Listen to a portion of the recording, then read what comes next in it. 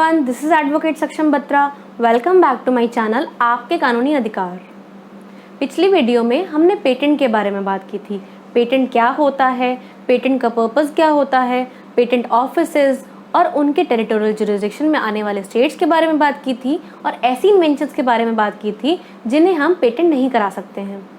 अगर आपने पेटेंट में मेरी वीडियो नहीं देखी हो तो उस वीडियो का लिंक इस वीडियो के डिस्क्रिप्शन बॉक्स में शेयर्ड है, आप जाकर देख सकते हैं। इस वीडियो में हम बात करेंगे कॉपीराइट के बारे में। Copyright basically is a right to copy. किसी भी क्रिएशन की कॉपी करने का राइट सिर्फ उसके ओनर के पास होता है या फिर उन लोगों के पास होता है जिन्हें वो ओनर ऐसा करने की परमिशन देता है।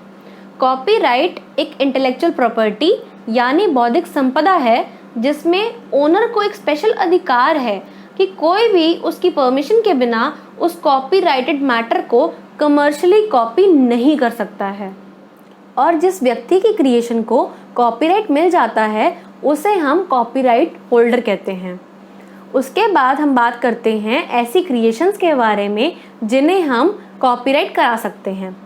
सबसे पहले ओरिजिनल लिटरेरी वर्क्स यानी साहित्यिक कार्य, उसके बाद आता है ओरिजिनल कंप्यूटर प्रोग्राम्स, उसके बाद original dramatic works, next original musical works, then original artistic works यानी कलात्मक कार्य which includes drawing, photograph, painting, sculpture etcetera, then original cinematographic films और उसके बाद आता है साउंड रिकॉर्डिंग्स। जब एक क्रिएशन को कॉपीराइट प्रोटेक्शन मिल गई है तो उसके बाद हम बात करते हैं कि उस कॉपीराइट प्रोटेक्शन की ड्यूरेशन क्या होगी। सबसे पहले इन case of original literature, dramatic, musical और आर्टिस्टिक वर्क में अगर इनमें कॉपीराइट क्रिएटर के जीवन काल में ही मिल गया है तो ड्यूरेशन होगी life time of creator plus उस ईयर की शुरुआत से 60 ईयर्स तक जिसमें क्रिएटर की डेथ हो जाती है। फॉर एग्जाम्पल, किसी म्यूजिकल वर्क को 2010 में कॉपीराइट प्रोटेक्शन मिली और 2020 में उस कॉपीराइट होल्डर की डेथ हो गई तो टोटल ड्यूरेशन ऑफ कॉपीराइट होगी from 2010 to 2080। In case of cinematographic films, जिस ईयर में फिल्म को कॉपीराइट मिला उसके नेक्स्ट ईयर से लेके अगले 60 ईयर्स तक कॉपीराइट की ड्यूरेशन होगी और ऐसा ही साउंड रिकॉर्डिंग्स के कॉपीराइट की ड्यूरेशन में होगा। फॉर एग्जाम्पल, जैसे किसी सिनेमेटोग्राफिक फिल्म को 2020 में कॉपीराइट मिला तो उसकी प्रोटेक्शन की ड्यूरेशन होगी फ्रॉम 2021 और कंटिन्यू रहेगी टिल 2081। अब बात करते हैं कॉपीराइट इन्फ्रिंजमेंट के बारे में, मतलब कॉपीराइट के उल्लंघन के बारे में। जब भी कोई व्यक्ति किसी और के कॉपीराइटेड मटेरियल जैसे किसी बुक की थीम, सॉन्ग के लिरिक्स एटसेट्रा का यूज बिना उस कॉपीराइट ओनर की परमिशन के करता है तो उसे कॉपीराइट का उल्लंघन करना कहते हैं और ऐसे केस में कोर्ट उस उल्लंघनकर्ता यानी इन्फ्रिंजर को पनिशमेंट दे सकते हैं जिसमें 6 मंथ से लेके 3 इयर्स तक की इम्प्रिजमेंट हो सकती है। फाइन भरने को भी कहा जा सकता है जिसमें फाइन की वैल्यू 50,000 से लेके 2 लाख रुपए तक की भी हो सकती है। इसके अलावा कंपनसेशन यानी नुकसान की भरपाई करने को भी कहा जा सकता है और उस कॉपीराइट मटेरियल के बेसिस पर जितना भी गलत तरीके से प्रॉफिट अर्न किया गया हो उसे कॉपीराइट ओनर को पे बैक करने को भी कहा जा सकता है, यानी वो इन्फ्रिंजर उस कॉपीराइट होल्डर को वो सारा मनी पे बैक करेगा जो उसने उसके कॉपीराइट के बेसिस पर अर्न किया है। अब उन सिचुएशंस के बारे में बात करते हैं जब कोई व्यक्ति बिना ओनर की परमिशन के कॉपीराइटेड मटेरियल यूज करता है लेकिन ऐसा करने को इन्फ्रिंजमेंट नहीं कहा जाता, उल्लंघन नहीं कहा जाता।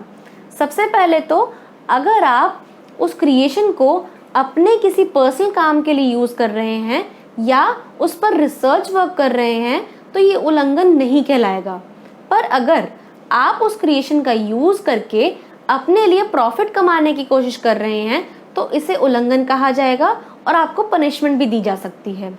नेक्स्ट, अगर किसी क्रिएशन की कॉपी इसलिए की गई हो कि उसे किसी कोर्ट प्रोसीडिंग में एज जुडिशियल रिकॉर्ड प्रेजेंट करना है तो इसे भी हम उल्लंघन नहीं कह सकते।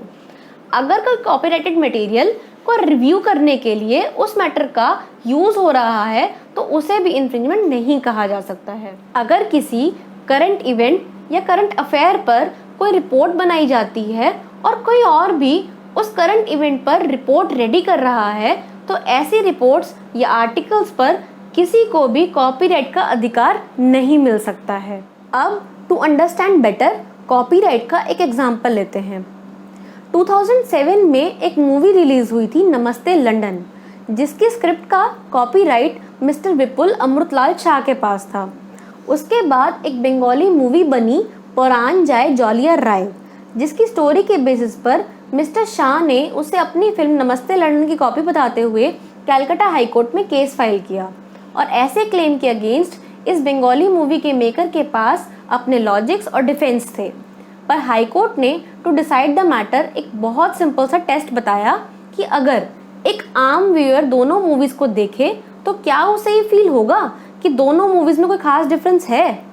अगर व्यूअर को कोई खास डिफरेंस लगता है तो बंगाली मूवी कॉपीड नहीं कहलाएगी और अगर व्यूअर को कोई खास डिफरेंस नहीं लगता तो बंगाली मूवी कॉपीड कहलाएगी।